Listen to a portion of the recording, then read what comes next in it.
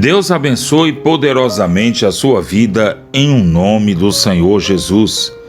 Seja bem-vindo a mais esse momento de mensagem diária e oração da fé. Talvez você faça uma pergunta muito importante. Por que existe tantas religiões e qual a religião certa? A resposta da primeira pergunta, a existência de tantas religiões se reflete aos povos, a origem dos povos e os seus credos.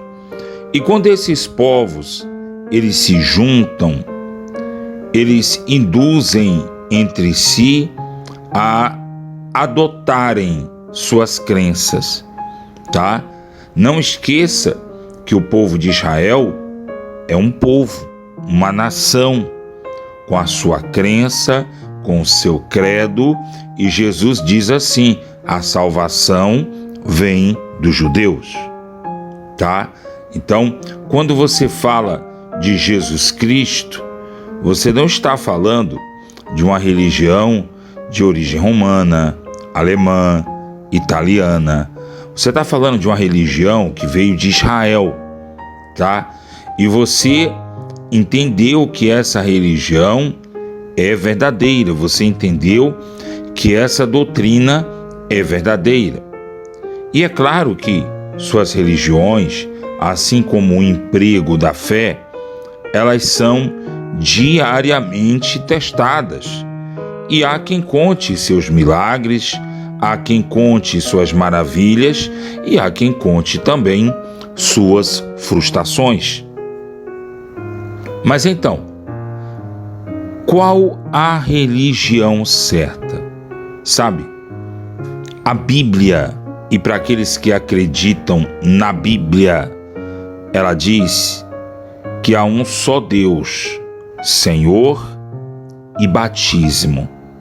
Ou seja, a religião certa é aquela que ensina e fala sobre Deus, Criador dos céus e da terra, que não divide a sua glória com nenhum outro.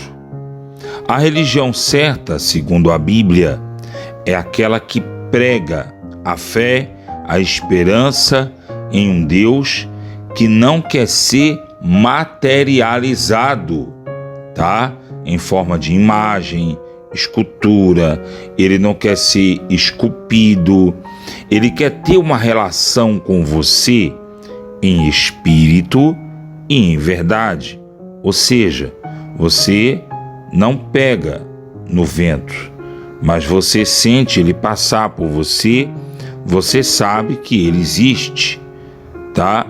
Você até reserva, você até comprime o ar e você reserva esse ar para você, para utilizar a sua forma, porque Deus deu a você poder sobre esse elemento natural.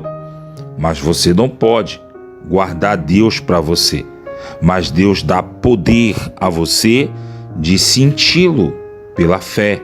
Quando você ora com intensidade, quando você abre o seu coração, principalmente no momento de angústia, tá? E você abre o seu coração para Deus, você sente um alívio, uma paz. Em vez de você ficar chorando e piorando a sua situação com efeitos, dos sentimentos materiais, carnais, você sente o toque, a presença do Espírito Santo, como se de fato, humanamente, tivesse alguém ali do seu lado. Israel viveu essa experiência com Deus durante toda a história. E eu estou falando de Israel agora como um povo, tá? Eu estou pulando Abraão, estou pulando Isaac, estou pulando o próprio Jacó. Eu estou falando das tribos de Israel, a descendência de Jacó, a descendência de Israel. Então eles tiveram essa intimidade com Deus quando foram libertados da terra do Egito. E mesmo libertados da terra do Egito, mesmo vendo milagres e maravilhas, o povo era propício a idolatrar. Porque a Bíblia diz que junto com o povo de Israel veio também os egípcios. E o povo de Israel que estava envolvido com a nobreza egípcia. E eles eram idólatras. E no primeiro momento, quando perceberam que Moisés se demorava para chegar, o que eles fizeram? Idolatraram, esculpiram para si um Deus que ganhou a forma de um bezerro de ouro, e atestaram que aquele bezerro foi quem os tirou da terra do Egito. Eu estou lembrando essa parte da história para você, porque eu quero que você foque em algo muito importante que acontece na sua casa, na sua vida, e você leva como uma coisa natural. Aquele povo sabia que não foi bezerro algum que os tirou da terra do Egito. Aquele povo sabia que o bezerro de ouro foi construído por eles, com ouro, com joias que foram tirados da terra do Egito por ordem de um Deus que eles não conheciam, que eles sabiam que existe, mas eles não conheciam. Até que Moisés chega e repreende aquele povo e dá um basta em toda aquela idolatria. Mas eu quero que vocês entendam que aquele basta foi um basta sangrento, porque as pessoas, quando elas defendem a sua tese religiosa, elas têm a tendência de defender com a própria vida e muitas vezes ao custo da vida de alguém, porque elas se apegam pela paixão e pelo amor. Vamos usar um exemplo rápido disso? É quando você vê o torcedor de um time de futebol. Você vê que aquele torcedor, ele defende o time dele, e ele compra camisa, e ele compra toalha, caneca, cueca, calcinha do time. E o que é que acontece? Quando você diz que o time dele não presta, ele se levanta contra você e ele quer fazer coisas absurdas. Ou muitas vezes rompe a amizade. Aqueles que defendem um partido político, meu Deus do céu, tem pessoas que são capazes de matarem e morrerem em nome de um político que nem as conhece. E isso aconteceu com o povo de Israel no que diz respeito às religiões. O que Israel não entendeu no passado, o que você não entende hoje, é que a Bíblia diz que você sempre vai servir um Deus. Escuta essa. Você sempre vai servir um Deus. Mesmo você que diz que não acredita em nada, que essa coisa de Deus não existe, você vai servir um Deus. Se você observar as pragas do Egito, todas as pragas vieram para enfrentamento dos deuses que os egípcios atestavam como verdadeiro. E Deus, o Deus criador dos céus e da terra, veio para diminuir essa realidade. Então o Egito, ele foi sufocado e foi vencido pelo Deus de Israel. Mas eu quero que vocês entendam que o mesmo povo de Israel era escravo do Egito, porque não sabiam clamar a Deus e não clamaram a Deus, antes se assujeitaram a servir aos deuses dos egípcios.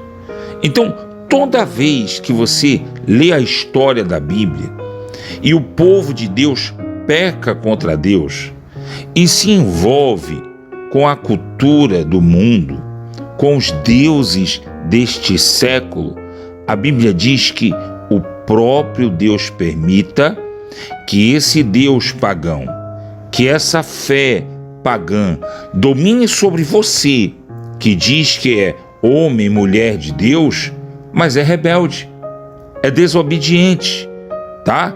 Porque eu estou falando agora, eu estou falando com uma pessoa que não vai para a igreja de jeito nenhum, mas eu estou falando com pessoas que muitas vezes têm cargo na igreja e pregam o evangelho.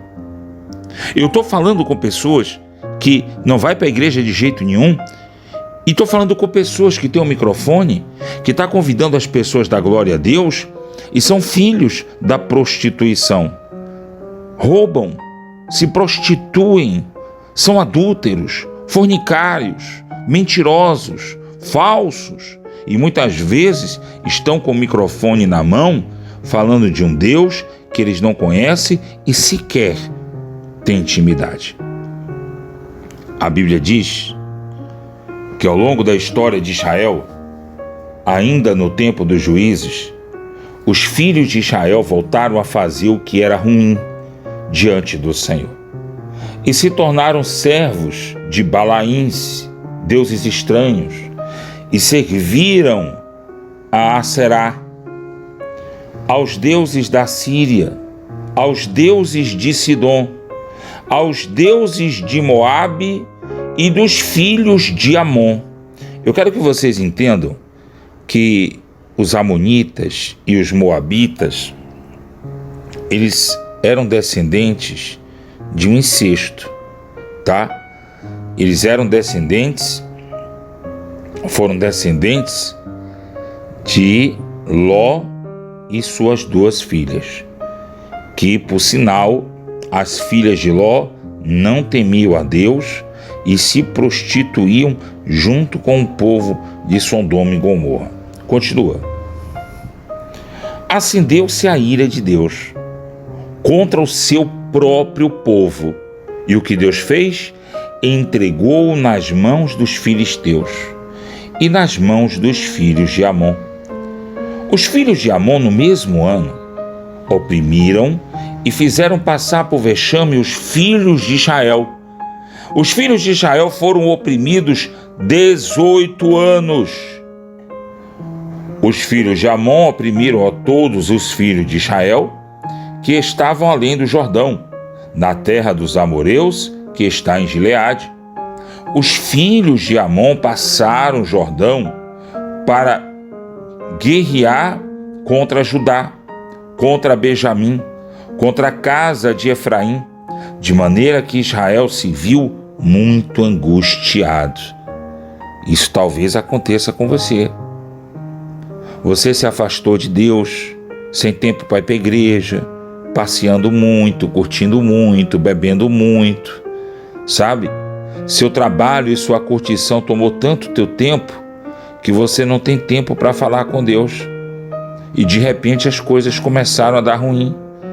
E aí você para correndo na rua e pede oração: irmão, ore por mim, eu preciso de oração.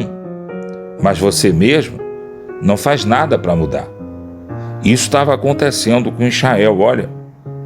Os filhos de Israel clamaram ao Senhor dizendo: Senhor, nós pecamos contra ti e deixamos de te servir para servir deuses estranhos. Mas olha a resposta de Deus, meu amigo e minha amiga. Por que hoje o mal tem reinado no Brasil?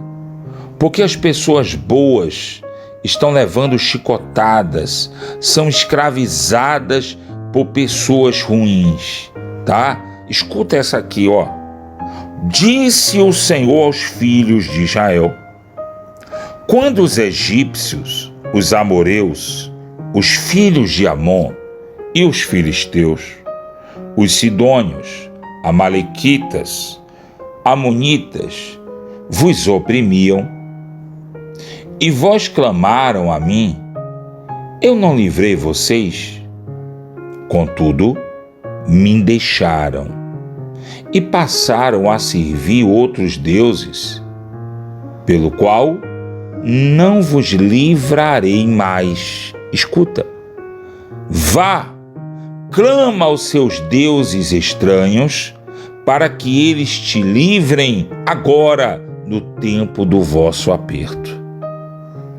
O que é que está acontecendo com as pessoas? Elas querem buscar o Deus Todo-Poderoso quando não tem mais jeito. Querem procurar o Deus Todo-Poderoso quando se sentem totalmente abandonadas.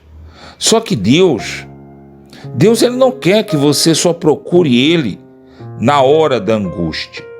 É claro que se você está angustiado e oprimido, você vai procurar Deus. Mas olha que Deus ele abençoa. Olha o Salmo 91, que todo mundo gosta de orar. Olha o Salmo 91, que tornou influenciadores no YouTube famosos. Diz assim: porque a mim se apegou por amor, eu livrarei. Deus não quer livrar aquelas pessoas oportunistas, sabe? Tem crente aí, tem pessoa que diz que ama a Deus, que está parecendo o viciado em maconha. Quando não deve nada a ninguém, está tudo bem, está na rua, está se prostituindo, está farriando, aí de repente vai, se envolve com os criminosos, usa droga, de repente mete a mão no bolso, não tem dinheiro. É ameaçado, colocado no canto, corre para casa. Meu pai, minha mãe, me ajuda porque eu estou devendo. Minha mulher, meu marido, me ajuda porque eu estou devendo. Vocês são a minha família, vocês é que têm que me ajudar. Aí o pai, a mãe, o marido, a esposa mete a mão no bolso, paga a dívida. Aquele elemento usado pelo Satanás para destruir a família dele, passa uma semana, talvez 2, quietinho, sem se mexer com nada, sem se meter com nada. De repente ele volta e faz tudo de igual ou pior. E todas as vezes que está no aperto, volta para casa. E o marido? Cheio de amante, cheio de mulher, quando está quebrado, passa a vida em casa, porque a mulher trabalha, porque a mulher bota a comida e o gigolô não vai ficar com fome. Passa a vida em casa, porque a mulher que ele tem é a melhor pessoa do mundo, até que ele consegue outro emprego, volta para trabalhar, bota o dinheiro no bolso de novo e de repente esquece que tem mulher e que tem família. É assim que tem acontecido com as pessoas que dizem buscar a Deus. Tem buscado a Deus somente na hora da necessidade, sem amor. Toma cuidado, porque pode chegar o momento para você que Deus diga que não vai lhe ouvir mais. Feche seus olhos. É momento de oração. É momento de falar com Deus. Senhor, nosso Deus e eterno Pai, nos ouve, Senhor, porque a Ti clamamos com respeito e por amor. A Ti clamamos, não somente porque reconhecemos que precisamos, mas porque de verdade queremos fazer parte da família de Deus. Queremos estar na Tua casa. Queremos ser chamados como Teus filhos, Senhor dos exércitos. Aqui nos reunimos em nome de Cristo Jesus, nosso Senhor, para pedir a Ti consolo, para pedir ao Senhor que o Senhor estenda sobre nós Tuas mãos santas e poderosas. Ah, meu Senhor, se pecamos contra Ti, nos perdoa. Se ofendemos ao Senhor, nos perdoa. Se nos afastamos, nos faz lembrar, nos ajuda a lembrar o que foi que fizemos para nos afastar da Tua presença. Mas não nos rejeite, não se negue, Senhor, a ouvir a nossa oração quando a Ti clamamos, porque é com respeito É com amor e com carinho que entramos diante da tua presença e reconhecemos o Senhor acima de todos os deuses. Reconhecemos o Senhor capaz de operar milagre e maravilha. Reconhecemos o Senhor como aquele que nos escolheu para ser o teu povo, como aquele que nos escolheu para cumprir o propósito do Senhor em nossas vidas. Por isso, ó nosso Deus e eterno Pai, nos ouve nesse momento de oração. Nesse momento que eu e cada pessoa inscrita nesse canal, cada pessoa que recebeu a mensagem através do WhatsApp, do Facebook, do grupo da família, essa pessoa que por algum motivo achou essa mensagem no YouTube, meu Deus amado, vem fazer com que esses que têm me ouvido agora, esses que estão inscritos no canal, esses que têm orado comigo e têm se apegado ao Senhor por amor, que eles recebam do Senhor a bênção e a vitória que precisam. Eu oro pelos doentes, para que sejam curados, livres de toda dor e de toda moléstia. Eu oro pelos desempregados, por aqueles que estão vivendo uma crise financeira, para que recebam do Senhor o milagre, a maravilha e possam trabalhar, para que o negócio deles seja uma bênção. Eu oro pelas famílias, para que tenham união, para que a bênção do Senhor esteja no lar, a libertação do Senhor esteja na vida de cada familiar, de cada ente querido, principalmente, meu Deus, essa família que tem alguém drogado, viciado no mundo da prostituição, que tem destruído tudo aquilo que recebe naquilo que não é pão. Misericórdia, compaixão, Senhor, de cada pessoa desse lar, dessa família, eu te peço. Eu oro